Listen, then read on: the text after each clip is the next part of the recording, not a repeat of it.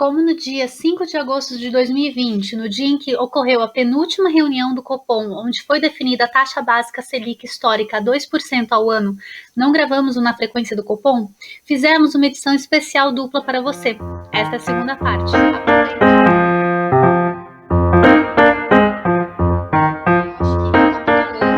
Para a gente continuar, né, sobre o debate sobre pós-graduação e graduação no Brasil. A gente tem falado na semana passada sobre a questão do Enem, né, a constituição do ensino privado ali que visa o lucro, a grande adesão às instituições de ensino privada, que tem um grande número de matrículas ao longo dos anos, e o que isso tem impactado ali em termos de como isso tem sido afetado face às desigualdades, né, que tem no Brasil e todos os outros detrimentos que a gente já discutiu.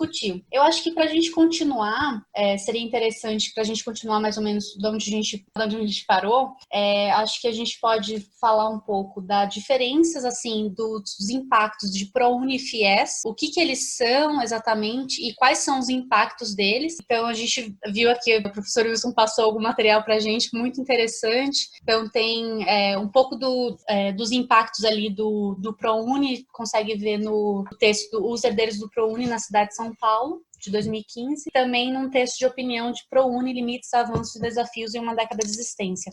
A gente viu que tem um determinado tipo de caracterização dos estudantes, mas eu acho que seria interessante fazer um pouco de ProUni, FIES, impactos dados às desigualdades, e depois a gente passa num debate sobre funcionalismo mesmo, de objetivos dessas instituições e outras, comparando com as outras instituições de ensino público, tais quais como FATECs, IFES e outras. Primeiro, então, nessa discussão de ProUni e FIES. Na reunião anterior, eu tinha falado com vocês que o FIES foi criado em 76 pelo Jarbas Passarinhos, certo? Por quê? Porque naquela época, devido à expansão histórica do ensino no Brasil, desde o fundamental, ou seja, desde o nível mais básico, mais elementar, o Brasil não expandiu o ensino. Tais como saúde e outras redes, outros aportes públicos, se vocês pensarem, habitação. Se eu for pegar na área de políticas sociais, é muito comum, vocês vão ver, isso tem a ver com a característica o quê? Da nossa Constituição Histórica, do país. Isso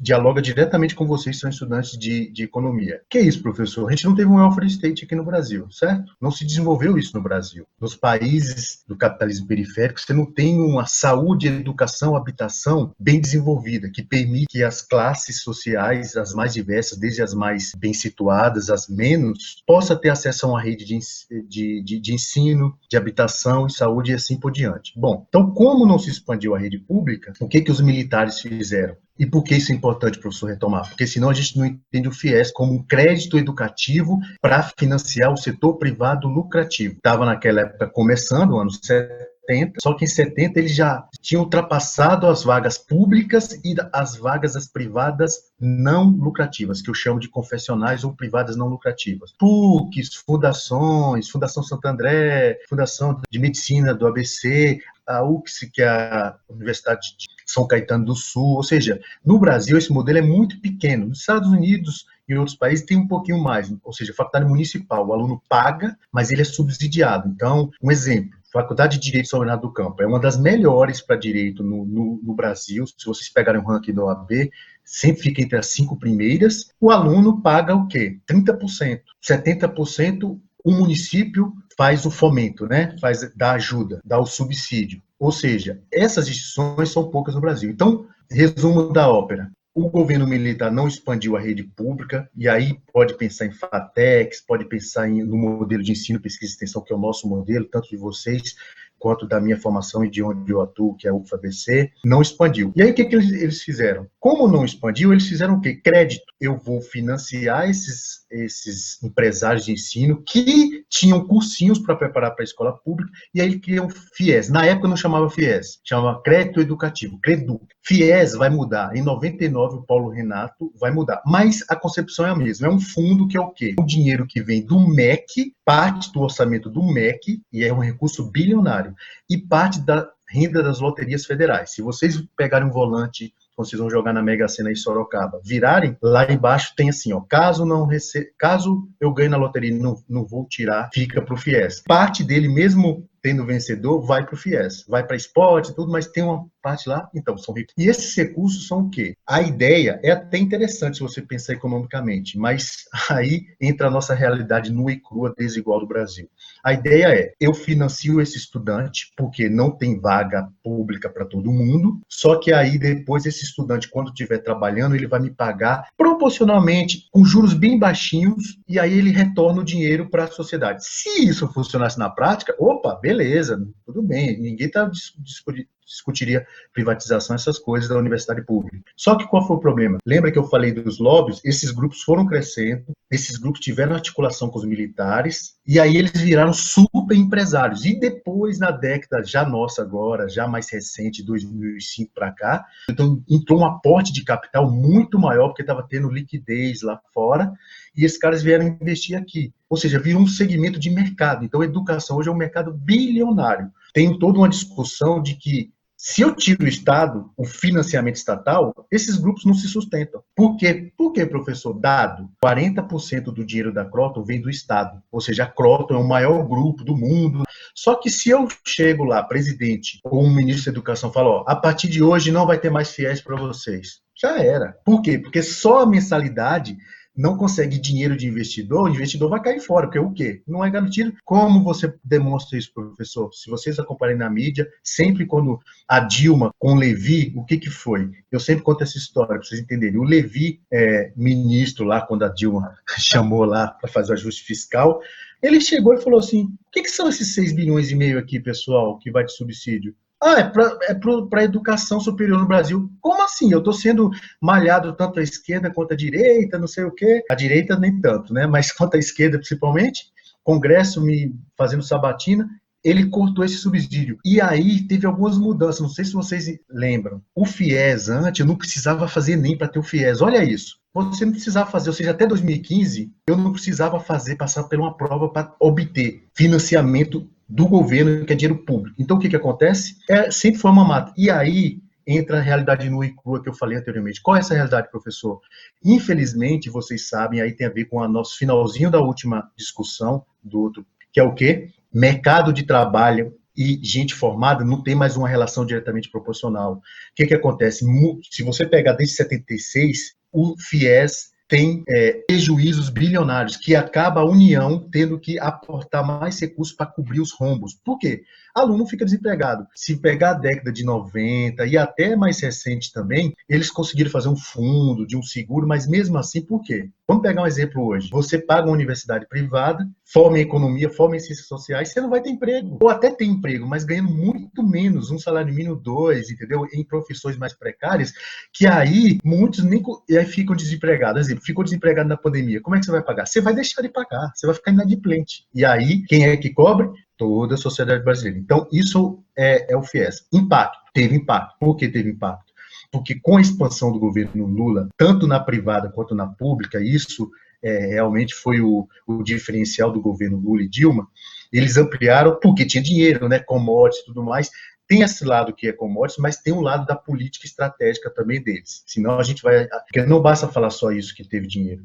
Fernando Henrique também tinha recursos, ainda que passou por PIS, mas teve uma época que teve porque não investiu nas públicas. Então, de novo, a realidade é mais complexa. Eles tiveram dinheiro, boom, China comprando muito, vindo muita grana, Haddad. Então, Haddad, ele investiu tanto no ProUni quanto no FIES para expandir. Foi aí que a Dilma foi numa comemoração de 1 milhão de bolsas do FIES, entendeu? Então, foi aí que eles expandiram as públicas, que é a nossa rede federal, que pela primeira vez teve também 1 milhão de alunos, conforme eu falei com vocês. Então, teve impacto tremendo. Só que qual é o problema desse impacto? Como a política é mal desenhada e ela está estruturada num setor privado lucrativo, por isso que eu sempre estou puxando para o setor privado lucrativo. O que tem? Olha o que os grandes grupos fizeram. E aí foi a burrada, desculpa, do PT, e aí não é só burrada, né? Porque tem interesses tremendos, vamos pensar na realidade nua e crua. São pressões tremendas, porque como eles têm lobby, a Dilma tentou consertar lá alguma coisa, o Cid Gomes tentou consertar algumas coisas, vocês lembram? O ministro Renato Giannini falou, olha, ensino na mercadoria teve que ser chamado para ser passado por um constrangimento público. Ó, Como assim você está chamando que a gente é lucrativo? Você pede perdão. Então, olha onde a gente chegou. Esse pessoal hoje tem muito poder, entendeu? É poder econômico e político. E aí ele teve que pedir desculpas porque falou que a gente está mercantilizando o ensino. Mas está mesmo, entendeu? E aí o que acontece? Como, então, sistema mal estruturado, o que a Anhanguera fez isso tem documentação, tá? As instituições passaram a ser corretoras do FIES. Então, o Haddad tinha uma meta de expandir a taxa de matrícula no ensino superior para 30%. Não chegou, né? A nossa é 17%, 18%, matrícula bruta e matrícula líquida. Fazer essa distinção para vocês entenderem. Matrícula bruta é assim, independente da idade da pessoa, superior eu conto. Matrícula líquida é o seguinte, eu pego uma pessoa de 18 a 24 anos, que é a faixa ideal para se fazer ensino superior no Brasil. Então, eu só conto essas pessoas. Se você está entre 18 e 24, eu conto para fazer a taxa de matrícula, ou seja, ver quantas pessoas nessa faixa fazem ensino superior no Brasil. A nossa é baixa, 15, 14, 16, eu não estou acompanhando, mas se vocês pegarem 16, 17%, ou seja, não chega a 20% da população.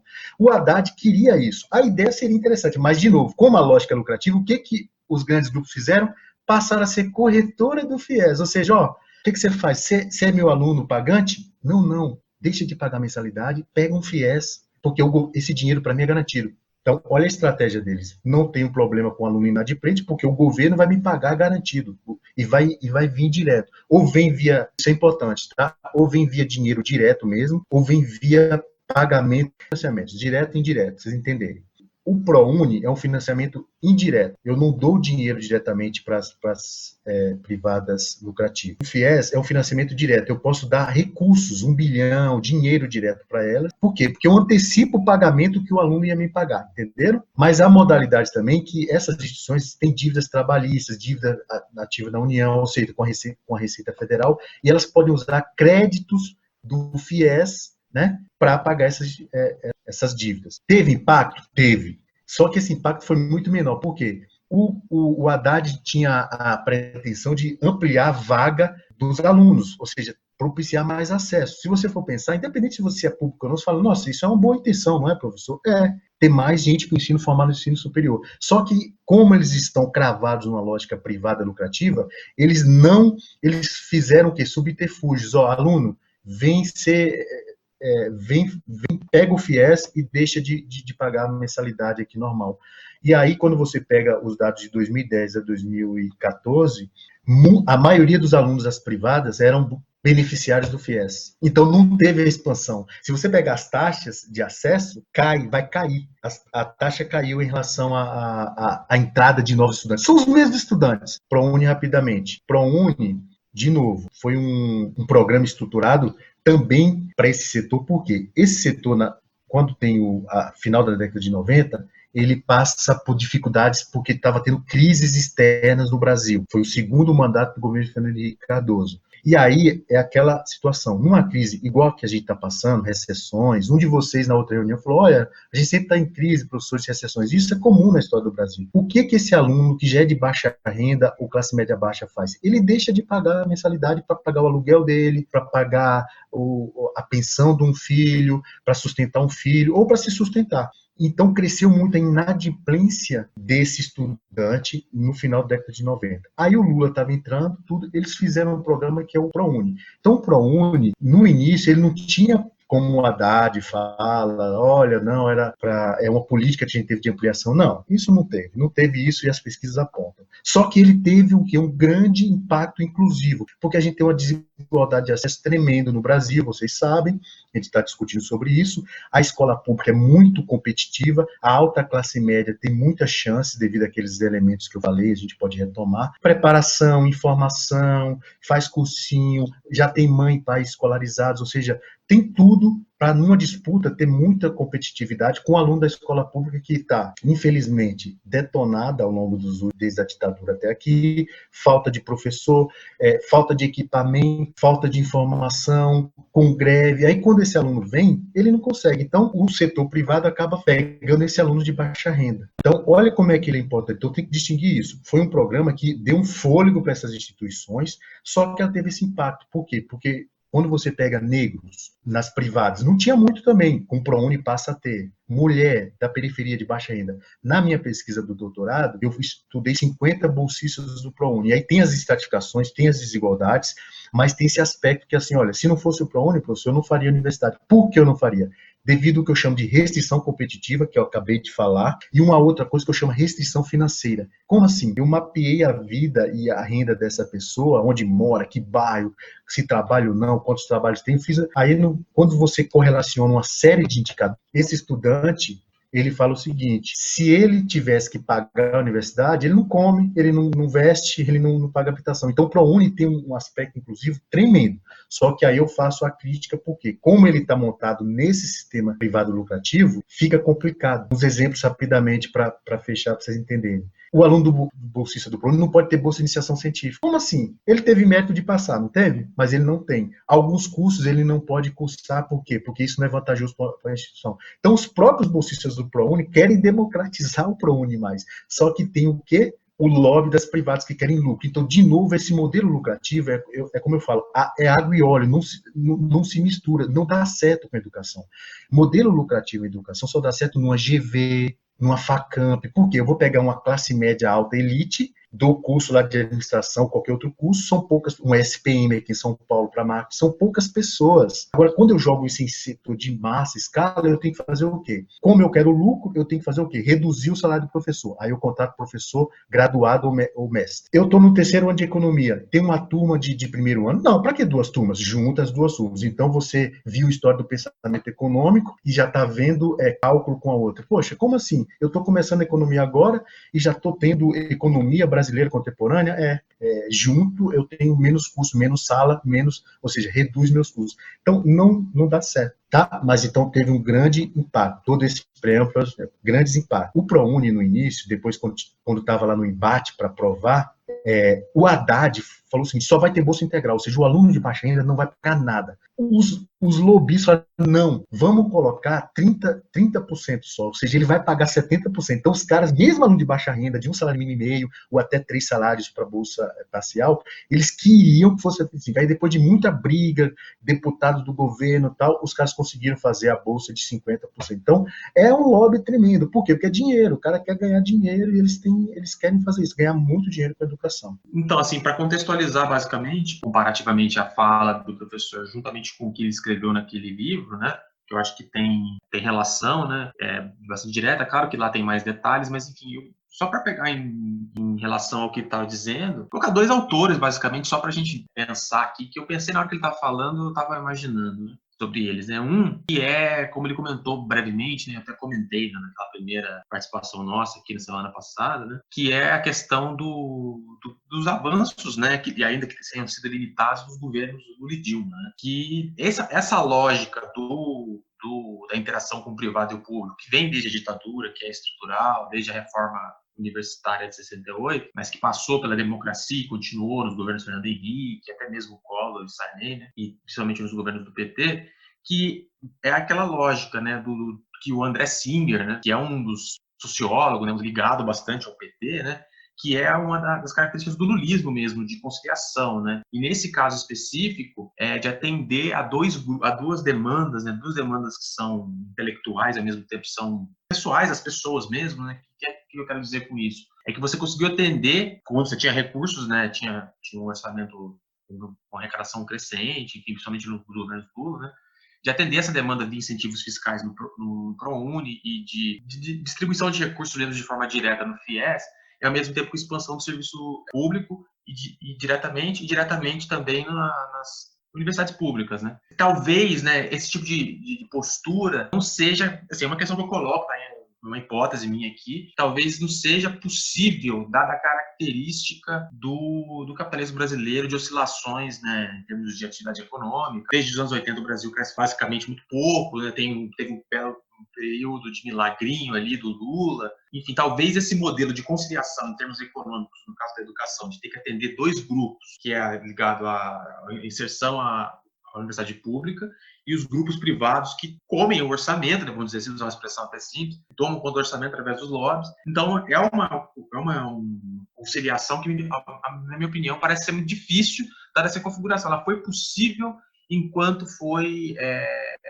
teve crescimento econômico. Tá, o outro que eu colocaria, esse eu acho que eu tenho mais propriedade para falar do que o André Singer, que é mais da área da ciência política, da sociologia, né? Embora a gente da economia seja das ciências sociais, né? Ainda que muitos não pensem diferente, né? E relacionando essa questão também da lógica do privado e público, que eu comentei do André Singer, acho que é interessante também mencionar o Celso Furtado. Por quê? Porque o Celso Furtado ele faz uma avaliação do capitalismo brasileiro, entendendo ele como uma inserção, e aí, no caso, todo o pensamento da CEPAL, né? Não só o Celso Furtado, o pensamento dele sobre a América Latina, de uma inserção subordinada da América Latina na relação com as economias desenvolvidas. Né? E, nesse sentido, me parece que essa relação com esses grupos privados, ela se assemelha, né? Embora seja uma questão local, mas esses grupos são transnacionais em grande medida, né? Alguns deles, outros nem tanto, outros são mais nacionais, alguns até mais regionais. O que é interessante mencionar, eu acho que levar em consideração que essa inserção, muitas vezes, é uma inserção subordinada a esses grupos e não há contrapartidas muito efetivas desses grupos, né, em relação a essas medidas. Né?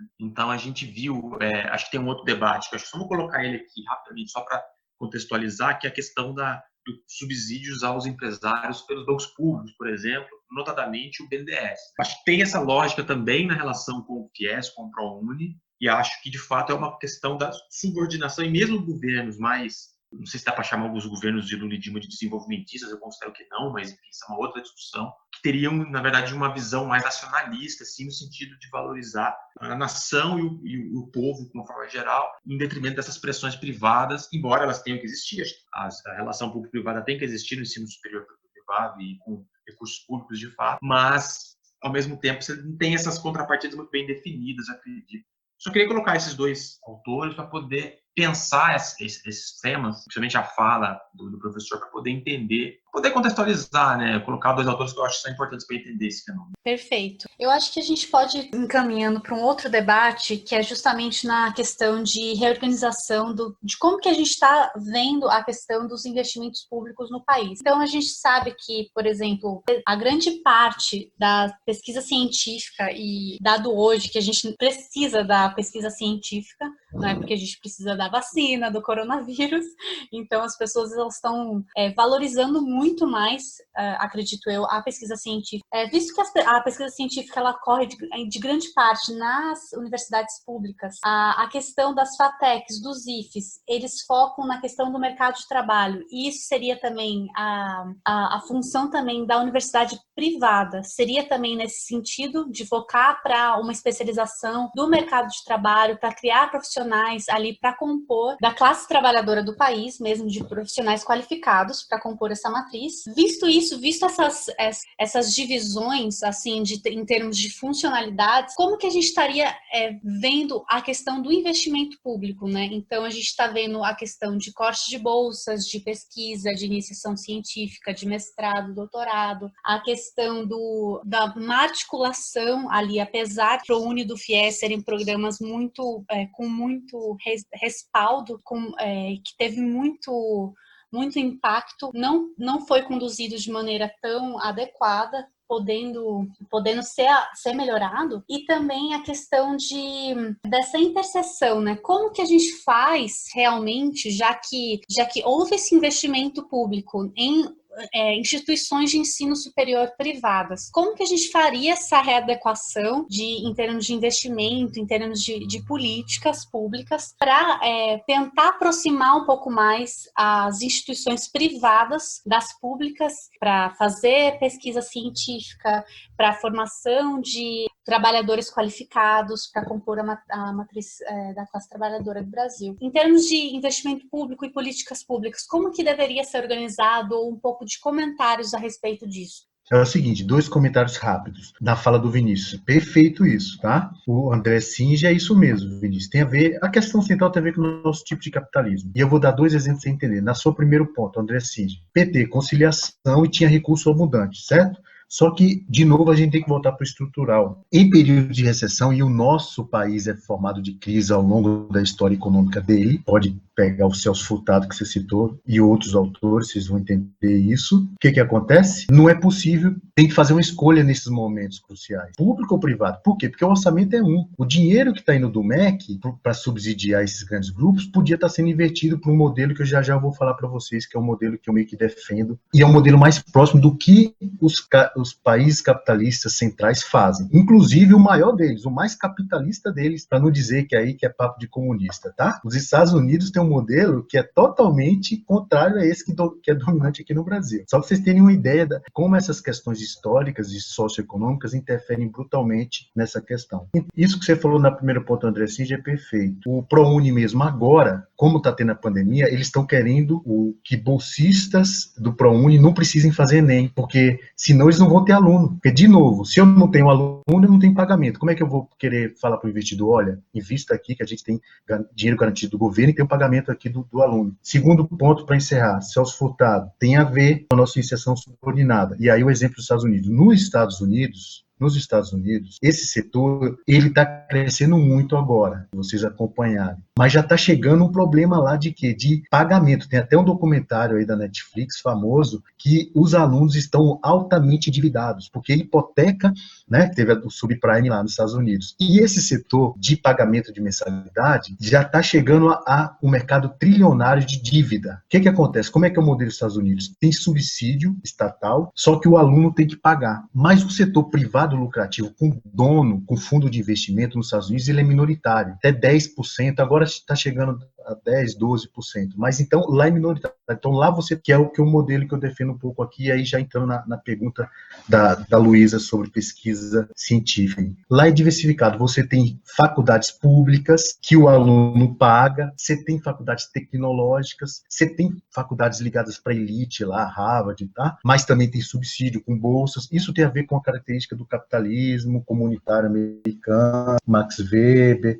Se você pegar esses autores, você vai entender que é uma coisa americana lá, né? O cara ganhou muito dinheiro, depois ele passou por Harvard, ele vai lá dar uma grana, que é um endowment, fundo de doação, para Harvard, para fazer pesquisa em Harvard. Então, tem esse retorno. Aqui no Brasil, a gente não tem isso. Por quê? Porque são proprietários ligados a fundos de investimento que quer maximizar o retorno dele, né? Eu quero maximizar meu retorno. Tá na bolsa, senão minha ação cai, não tem atrativo, e aí eu não consigo competir. Então, isso tem a ver com a nossa Constituição. E aí, como é que fica a pesquisa? De novo, quem faz pesquisa no Brasil? As universidades públicas. As privadas não fazem pesquisa. Se vocês pegarem as pesquisas, são fundações de direito privado, Fiocruz, que não são instituições privadas lucrativas. No Brasil, quem faz pesquisa são as federais e o sistema historicamente constituído com pesquisa aqui em São Paulo.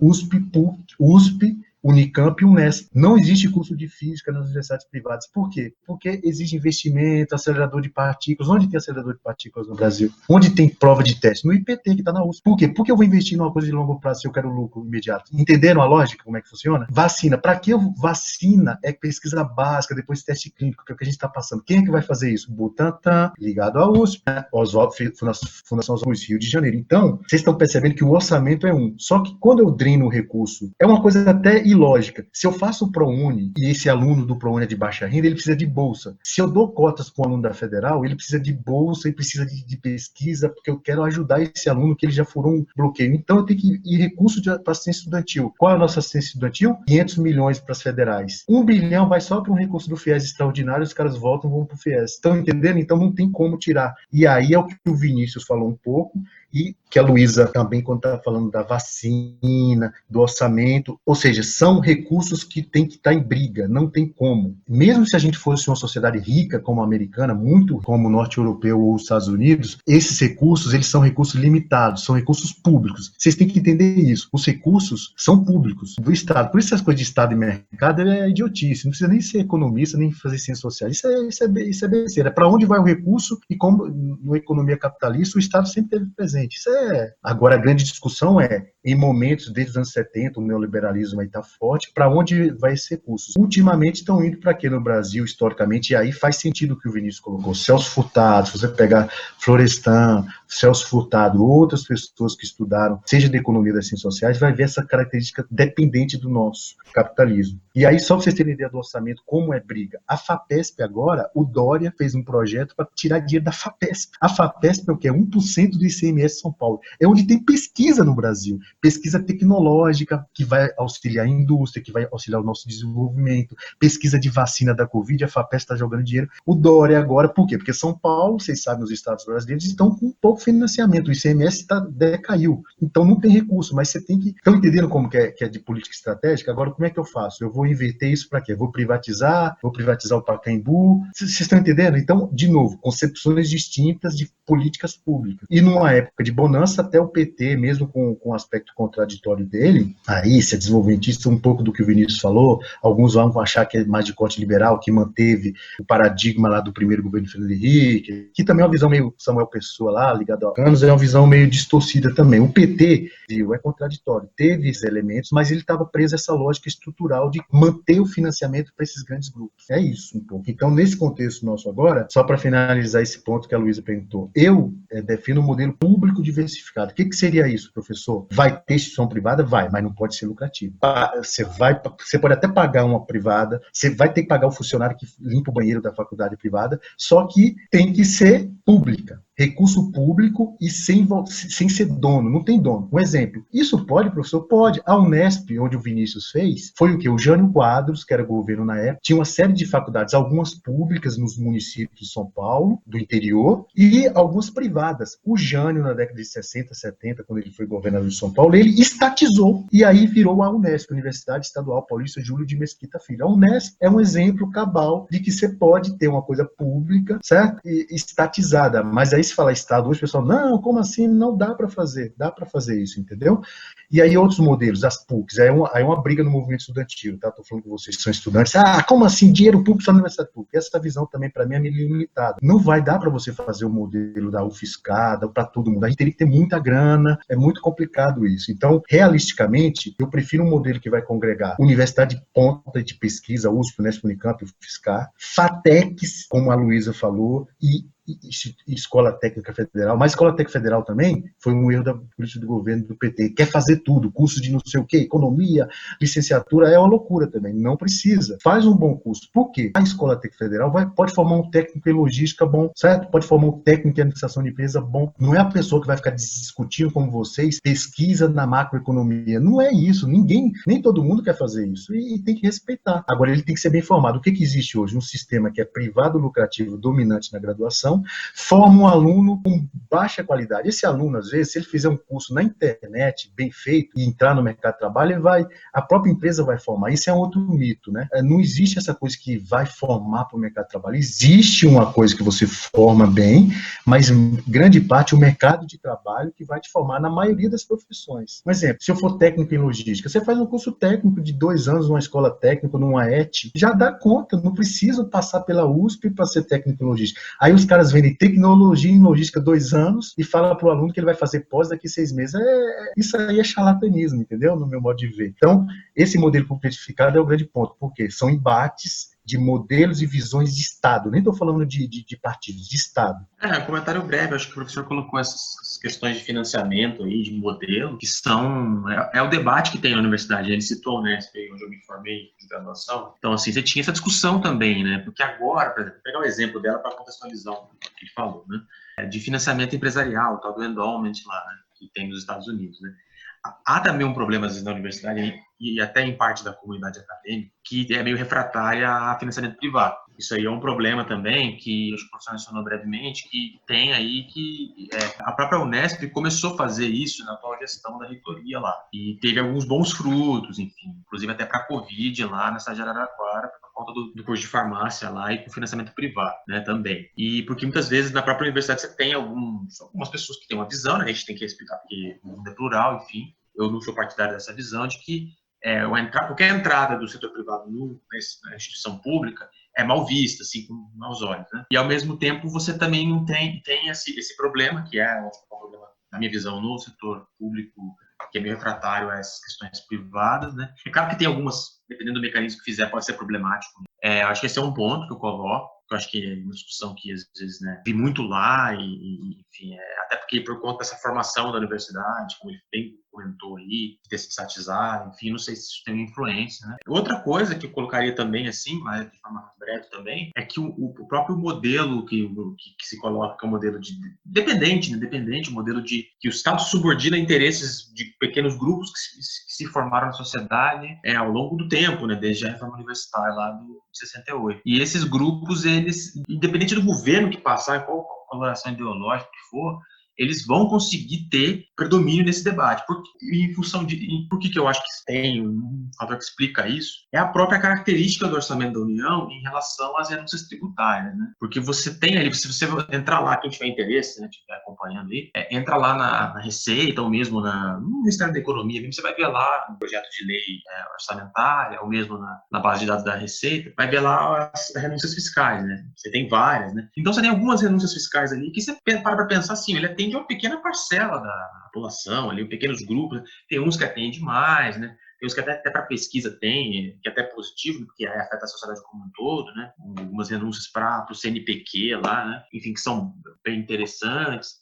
Tem questão da Zona Franca, né? E outras coisas que dá para discutir também. Mas você tem alguns mecanismos ali que criam essas... e está lá a rubrica do FIES, lá, está lá a questão do ProUni e vários outros mecanismos. Então você tem e é uma coisa que praticamente não muda, né? É difícil, né? E é muito improvável que isso mude rapidamente. Então, até para constituir um modelo diferente como esse, acho que você precisaria ter um congresso ali que pensasse dessa forma, que é mediando o congresso, a maioria dos parlamentares ali, pensasse, né, uma bancada da educação ali, enfim, até alguns... Eu acho difícil. Então, assim, eu acho que o cenário, enfim, tem esse elemento também. Colocando essas duas coisas, assim, eu acho que é interessante para complementar o que foi falado pelo professor Wilson.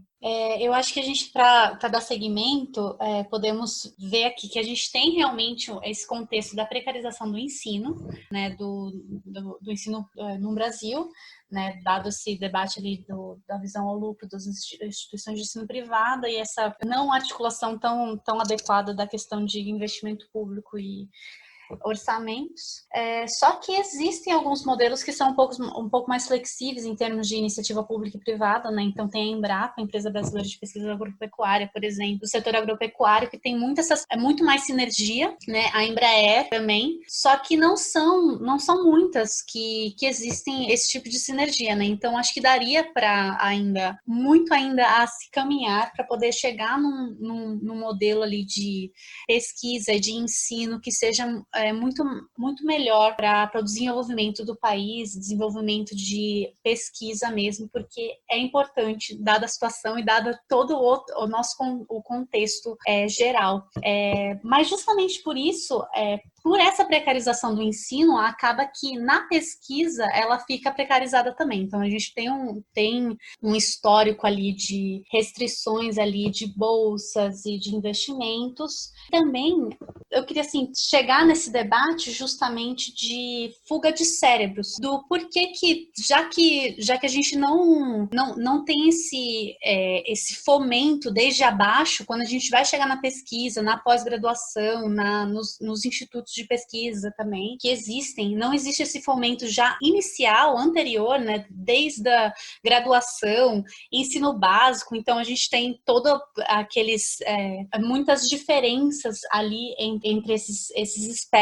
Como que daria, assim, a gente está numa situação em que as pessoas que querem fazer pesquisa, normalmente não podem fazer uma pesquisa tão boa por falta de recursos, ou por falta de dados, ou por falta de algum tipo de fomento que é necessário, ou então elas não querem fazer pesquisa no Brasil, e isso é um grande problema, porque a pesquisa ela é necessária, e a pesquisa ela é iniciada no processo de pós-graduação, após o processo de graduação que a gente tem falado aqui durante muito, muito tempo. Mas gostaria de introduzir esse debate ali da pesquisa e da pós-graduação no sentido de fuga de cérebros no país. Eu vou juntar as duas duas coisas. Ó. O que o Vinícius falou é o assunto mais importante, tem a ver com o tema que a Luísa acaba de iniciar. O que é isso, Vinícius? É captura corporativa. Eu dei uma entrevista para o pessoal de Relações Internacionais há uma época, eles fizeram até um texto a respeito desses grandes grupos de fundos de investimento na educação. Mas se você pode replicar essa lógica do governo Lula, né, que é a crítica da Laura Carvalho lá, fazendo as devidas ponderações, né? Mas é a mesma coisa, JBS, né, as empreiteiras, sem pegar o aspecto da corrupção, mas pensando assim, poxa, como grupos que são bem estruturados comem o orçamento. Então, isso só demonstra que essa discussão Estado e mercado não é essa o ponto. A questão é interesse público, se você quiser discutir um capitalismo mais à frente, porque são debates que a gente vai morrer e vai continuar, né? Esquerda, mais Estado, menos Estados, esquerda, não pode ter dinheiro público, né? Uma esquerda mais radical, uma esquerda mais social-democrata, uma esquerda ou liberalismo, mas que liberalismo? Então, vocês veem que essa discussão que a gente está travando perpassa o quê? As ciências sociais como um todo. Então, um exemplo, o problema é que grupos capturam o Estado brasileiro, geralmente os grandes grupos. Se vocês pegarem outro assunto que tem a ver, crédito para crédito para micro e pequena empresa, vocês devem estar acompanhando. Vocês viram? Solta Pronamp, solta alguma coisa, mas aí você vai na ponta estudar, o que acontece? As fintechs tentam fazer uma coisa, mas o que acontece? O banco não solta grana, porque quer garantia, quer não sei o quê. Cooperativa. Tem um sistema de cooperativas tremendo no Brasil. O Paul Singer, que é economista, eu gosto muito, estudou isso, economia solidária. Daria para fazer isso aqui no Brasil. Os Países Bascos fizeram, ou seja, uma economia que ele é um estudioso há muito tempo dos tipos de capitalismo. Ele explica muito bem. Você tem vários tipos de capitalismo. E o capitalismo ele foi predominante por quê? Porque ele colocou dois elementos que dinamizaram o sistema. Inovação, porque ele só vive disso. Isso quem falou primeiro foi Marx. Se você ler o manifesto, o Marx tem uma passagem lá que ele fala, se o capitalismo inovar, ele para, né? Aquela coisa lá, ele não pode ficar sólido. Isso é inovação. Depois o Schumpeter, dentro da economia, foi o que mais avançou nesse aspecto. O que é o capitalismo? Economia, escala e inovação. Você tem que sempre estar inovando, senão você fica para trás, certo? É isso o capitalismo. Então, em termos de alocação de recursos, não tem sistema melhor do que o capitalismo. Isso é uma grande discussão, tal. Só que o capitalismo, com o tempo, aí entra a sociologia para entender. Ele vai tendo o quê? Ele vai criando gente, né? Toda a discussão do capitalismo financeiro, ou de gente que vai se apropriando para justamente não ter capitalismo, ter monopólio, não ter concorrência, depender de Estado sem risco e não quer competir. Por exemplo, esses grupos não querem competir. Se eles falam, não, é competição livre iniciativa, não, eles querem o dinheiro seguro do Estado. Não querem competir assim, ó, igual o capitalismo liberal lá no começo americano. Tá, eu quebrei minha empresa, eu que assumo o prejuízo. Não, aqui não. Aqui o Estado assume. Quando dá bem, eu socializo as perdas. Coisas que vocês sabem, socializaram as perdas, né? Então, e aí sem colocar corrupção e outros elementos que aí só danificam mais ainda essa questão. Mas no fundo é isso, a captura corporativa. E aí trazendo o exemplo da Luísa.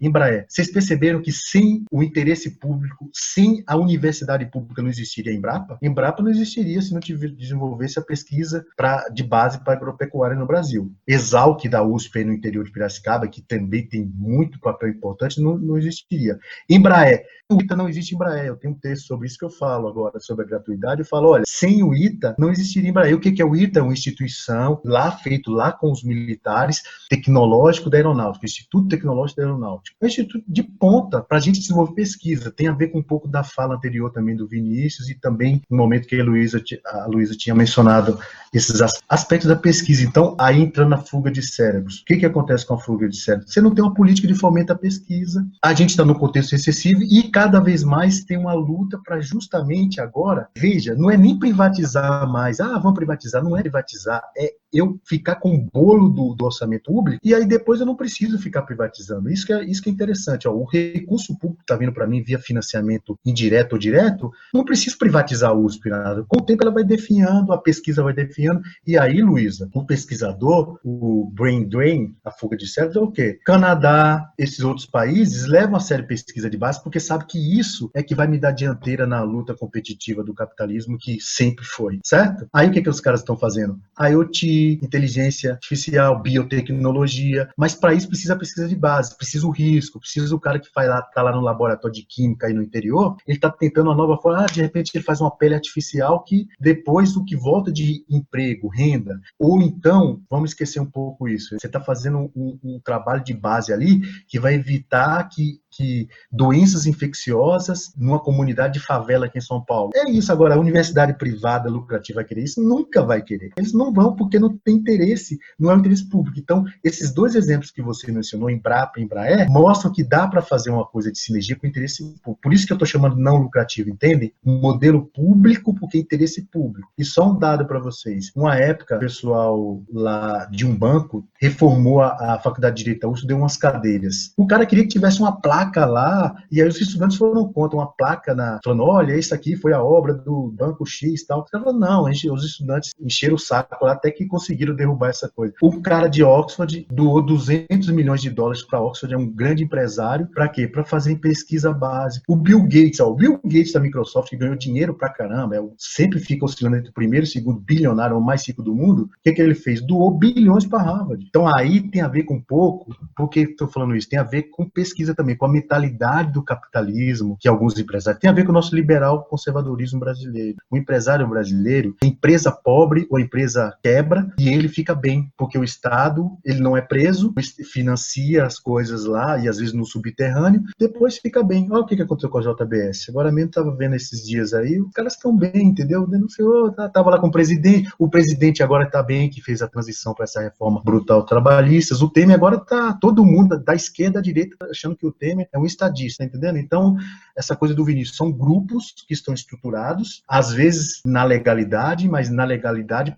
para interesse próprio. E aí capturando o Estado, seja interesse privado ou público, eles estão capturando. Vou aproveitar para consolidar o que vocês dois disseram, né, que é colocar na perspectiva da própria teoria econômica, né, para aproveitar aqui, que essa questão da interação entre institutos de pesquisa, universidades e setor privado é uma coisa que o professor citou aí o Schumpeter, né, o Schumpeter é o motor do desenvolvimento econômico e inovação, né, seja lá de processo, produto, organizacional, né, vários tipos de inovação que se pode fazer, é aquela coisa, né, a gente tem algumas ilhas de prosperidade no Brasil em termos de essa interação, né, que se chama de Sistema Nacional de Inovação, que é essa interação entre esses três atores, né, que eu citei. Isso no Brasil precisaria ser mais disseminado como política de Estado, para você conseguir evitar, a meu ver, a fuga de cérebros. Eu coloco a fuga de cérebros no debate, porque você tendo essa interação em diversas cadeias produtivas do Brasil, você pode pensar lá, Complexo Industrial da Saúde, você tem ali uma instituição, você tem a Fiocruz, tem o Butantan, você poderia ter uma instituição que pudesse fazer essa interação com essas instituições mais estaduais, locais, e conseguisse trazer o setor privado, a indústria farmacêutica, enfim, para dentro e interligar com a pesquisa que tem na universidade. Isso ocorre em menor grau, né? A gente não vê algo tão disseminado como vê no setor aeroespacial, no caso da Embraer, né? Embora a questão da Boeing, recentemente, acontecendo a fusão, é um outro debate também. A questão da Embrapa, que foi lá nos anos 70, enfim, a necessidade ali na época do Delfim, enfim, que foi um momento ali que se pensou estrategicamente, bem, regime autoritário, na verdade, né? A gente não está aqui passando a mão na cabeça de regimes autoritários, mas enfim, você tem uma visão disseminada ali de que esses atores se promove uma sinergia entre eles. Isso, a meu ver, evitaria um pouco a fuga de cérebros. Aí teria que ter investimento, de fato, pesquisa, de fato, que ele existe, mas aí, nos últimos anos tem perdido, né? Então, assim, é um problema que eu acho que tem a ver mais com a que está falando lá no começo, a questão do Celso Furtado lá, enfim. E agora que citamos aqui o Schumpeter, né, os neo-schumpeterianos, aquela coisa de você ter aquela sinergia. Aí você tem uma visão que é de parte da sociedade, de parte dos intelectuais brasileiros, que é mais liberal, que vai dizer o seguinte, olha, não é bem assim, a gente tem que valorizar as nossas questões, as nossas vantagens comparativas, né, que é o agronegócio, fomentar isso e ser o celeiro do mundo, basicamente. A questão industrial meio que vem a reboque, os outros não tem que ter essa interação tão grande entre o Estado, que ele vai gerar esses problemas que a gente viu aí com o BNDES, com outros grupos privados aí que pegam pedaços do orçamento, seja ele fiscal, parafiscal, via poder político que eles têm, né, e relações com grupos, com parlamentares, né, principalmente, até mesmo no nível subnacional, aí no caso de prefeitos, né, enfim.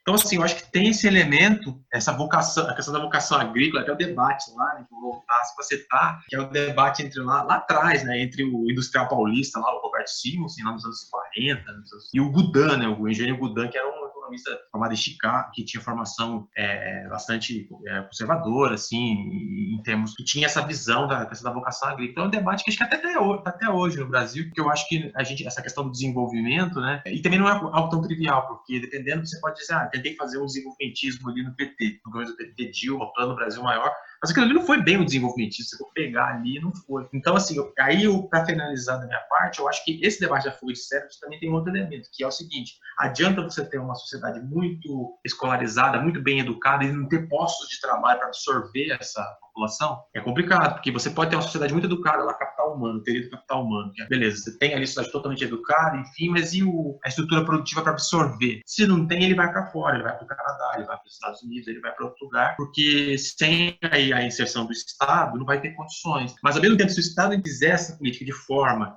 descoordenada e subordinada, vai ser até pior do que, ou até pior, ou vai ser tão ruim quanto a ausência dele. Acho que o debate é complexo, ele está longe de ser preto e branco, tem uma zona cinzenta aí, que parece que mais um pragmatismo seria algo mais adequado para evitar esses problemas aí. Só para vocês terem uma ideia, eu acompanho o blog do professor Fernando Nogueira, que é economista da Unicamp. Ontem ele colocou um post lá, depois se vocês quiserem eu passo, sobre justamente essa última fala do Vinícius, robotização e tudo mais. Tem a ver com isso.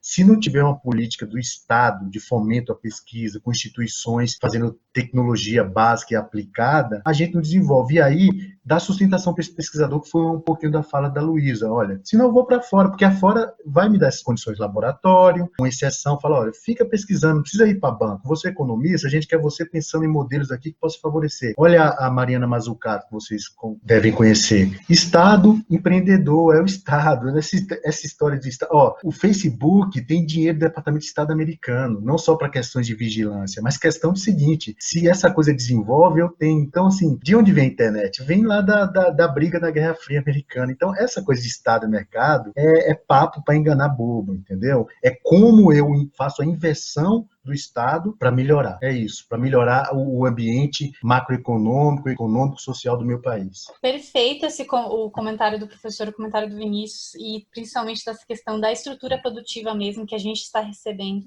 Isso era, inclusive, um debate que a gente gostaria de inserir aqui ao podcast, mas devido ao tempo será inviável.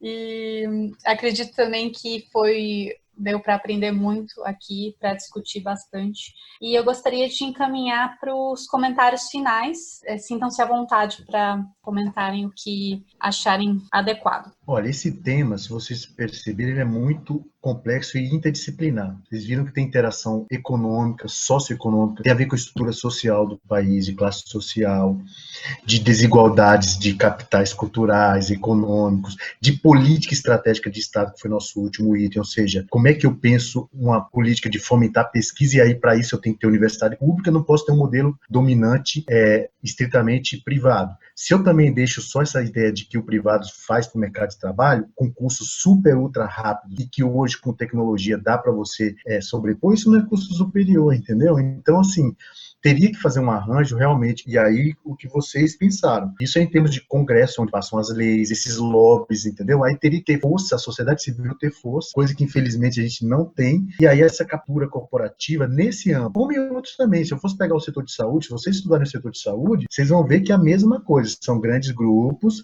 aí eles criam agências reguladoras, o governo Fernando Henrique criou. Não adianta, porque os caras capturam, colocam representantes, foi o que aconteceu na época da ditadura também.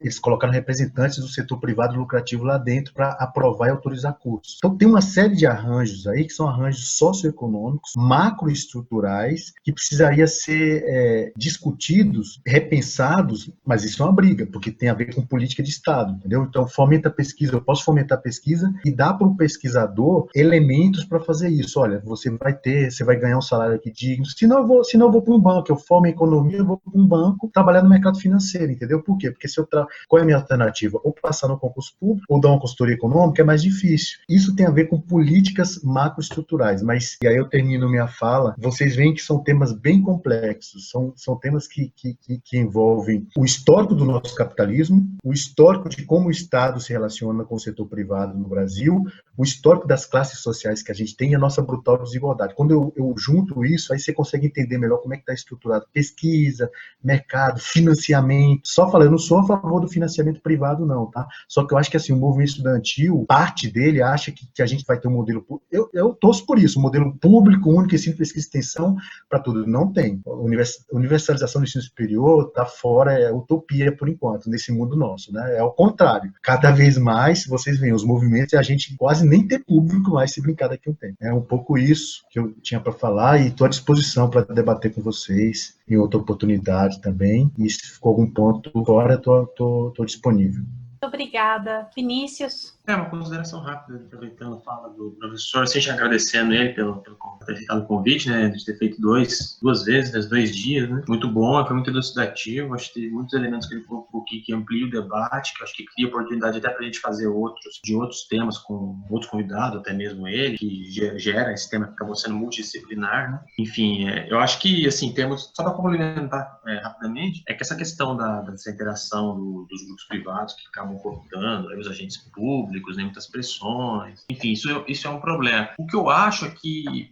assim, colocar uma perspectiva mais relativamente otimista, é de que a sociedade muitas vezes, acho que a gente vê isso desde 88, acho que talvez em menor grau, em alguns pontos e talvez em outros mais, mas muitas vezes a sociedade acaba forçando o governo a atuar no sentido que ela deseja, mesmo que aquele governo seja de uma diretriz diferente daquela que está sendo proposta, né? A gente vê isso, né? Mas eu acho que o momento atual é difícil porque as pessoas não têm muita força para fazer isso, porque, por exemplo, a gente viu aí em alguns momentos, por exemplo, em junho de 2013, enfim, aí acabou que esse movimento foi cooptado por grupos mais até de extrema direita, enfim, mas assim, demandando melhoria de serviços públicos ali, enfim, pressionando o governo da época, então, né?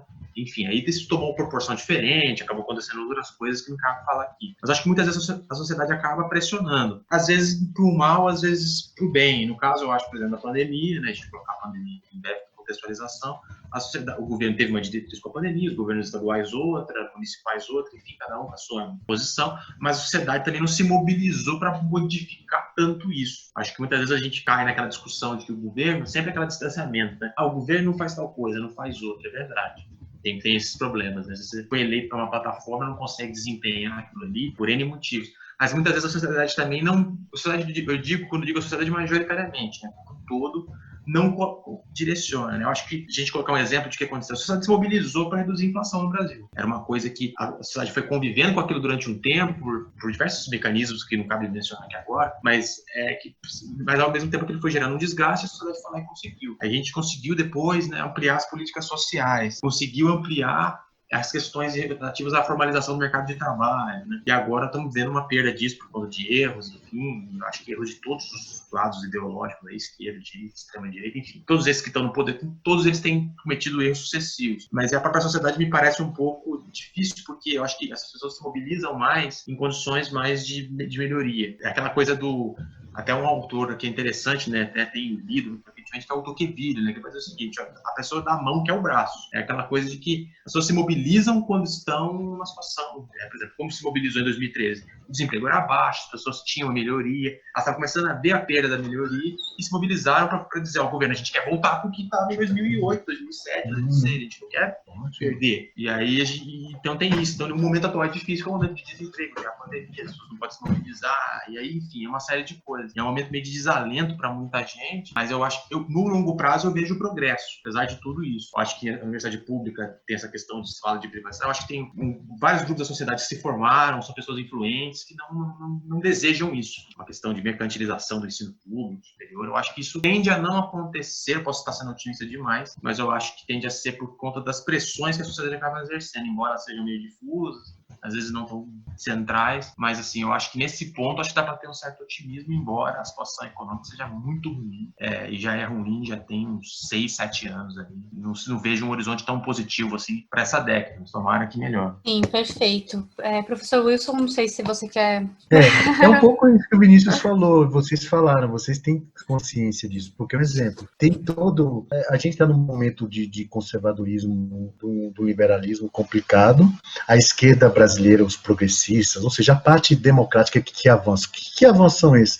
Avanço dentro da estrutura capitalista mesmo já seria um avanço brutal aqui no Brasil. Em que? Acesso à saúde. Então, você é classe média, tem que ficar pagando plano de saúde que não te cobre nada.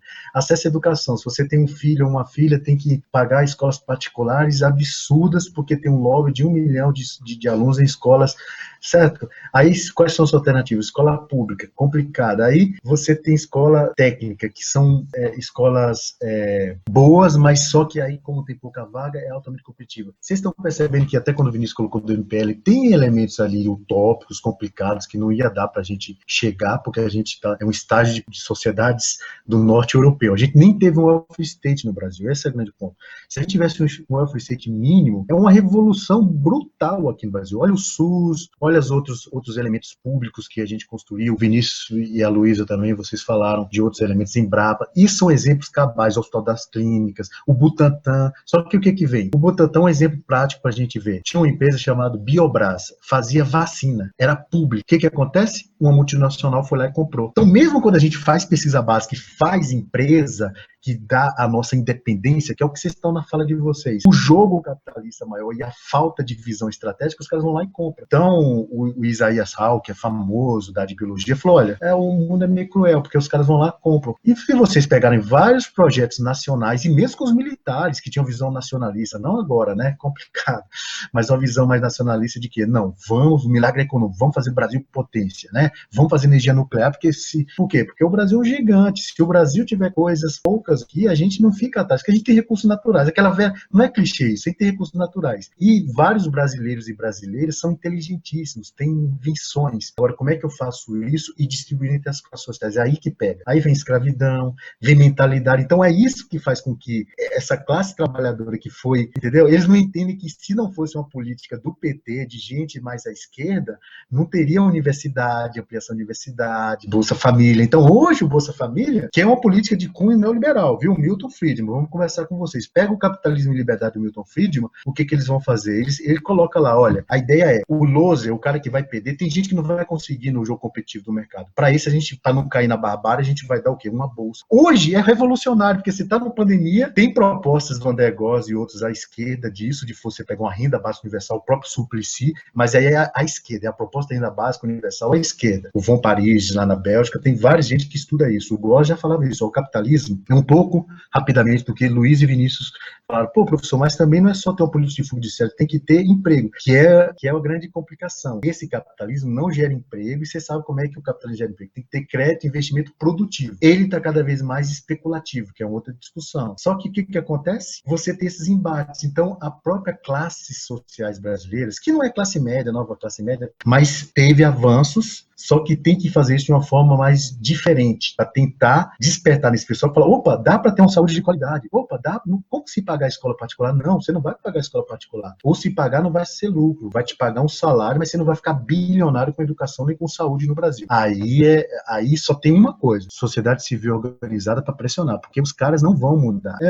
Exemplo, e finalizo aqui, vocês viram a reforma que está passando? A mesma de sempre, servidor da Receita Federal não vai ter, procuradores não vão ter, ou seja, eles estão garantindo eles, a elite realmente do serviço público não vai ser preservada, e os militares agora, porque é o corte do Bolsonaro. Agora, vocês, ou um economista, um professor universitário, vai ser punido, porque, é vagabundo, o Estado não sei o que, tá entendendo? Então, de novo, tem um componente ideológico aí, que as pessoas conseguem manipular, literalmente, manipulação mais rasteira. Agradeço por aceitar o convite, esse debate realmente é extremamente amplo, é muito interessante, é muito importante fazer esse tipo de debate, acho que principalmente para frisar, né, que a questão das universidades públicas, elas são importantes, elas não podem ser negligenciadas, é onde se faz pesquisa, onde está acontecendo realmente as coisas e não pode ser esquecida, né, tem que ser muito valorizada, né, apesar dos pesares, tem que ser muito valorizada, né. Agradeço pela participação, professor Wilson, agradeço pela participação, Vinícius, mais uma vez, Bruna também, que está aí auxiliando, acho que foram horas muito bem aproveitadas e deu para aprender muito e para debater muitas coisas. É um assunto extremamente amplo, então não tem como a gente ficar só no script ali, no que a gente tinha pensado primeiramente, mas é ótimo, a gente conseguiu passar por tudo que a gente tinha pensado e foi muito bom. Agradeço muito. Muito obrigada, professor Wilson, obrigada, Vinícius, obrigada, Bruna. Também agradeço a todos os ouvintes do Na Frequência do Copom.